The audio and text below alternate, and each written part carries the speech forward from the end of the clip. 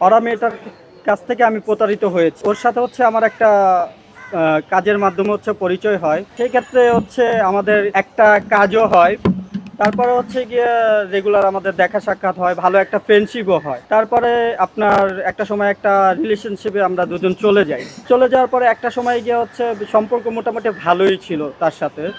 সবকিছু ভালোই ছিল, কিন্তু হচ্ছে একটা সময় গিয়ে হচ্ছে আমি তার ব্ল্যাকমেলের শিকার হই। একটা ছেলে একটা মেয়েকে পছন্দ করতে পারে, ফার্স্টে রিলেশন কিন্তু হয় না, একটা সময় গিয়ে রিলেশন কিন্তু হয়ে যায়।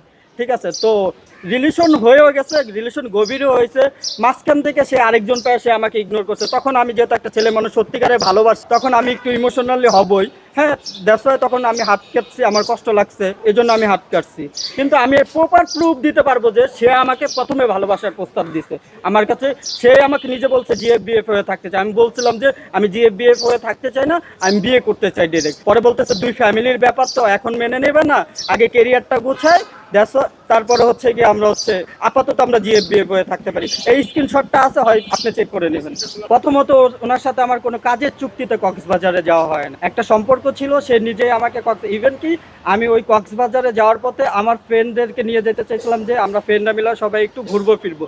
আমার কাছে এই স্ক্রিনশট প্রমাণ আছে যে সে বলছে না, আমরা একটু একা টাইম স্পেন্ড করতে চাই, সো অন্য টাইমে ফ্রেন্ডসদের নাও। এটা আমি স্ক্রিনশট হিসাবে শো করবো আপনাদের মাঝে। সে মেয়ে মানুষ, সে সাজায় অনেক কিছু বলতে পারবে, অনেকের বলাইতে পারবে, তার হয়ে অনেকে কথা বলবে। তো সেটার প্রুফ দিতে হবে। প্রপার প্রুফ যদি দেয় তাহলে মনে করেন। আর এখানে আসার মূল উদ্দেশ্য হচ্ছে আমার সত্যটা সামনে আসা। যারা মিডিয়া কর্মী তাদের একটা আত্মসম্মান আছে।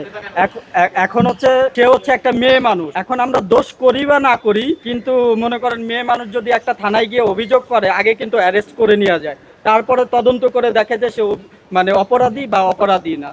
দেখা হচ্ছে মেয়ে মানুষ দেখি একটু ভয় পেয়ে গেছি। একটা রিলেশনশিপে থাকতে গেলে অনেক কিছু হয়। 3 লাখ টাকার মতন হবে অ্যারাউন্ড। আমি ডিরেক্টর মোহিন চৌধুরী, মানে আমি ডিরেকশন দেই, নাট্য নির্মাতা।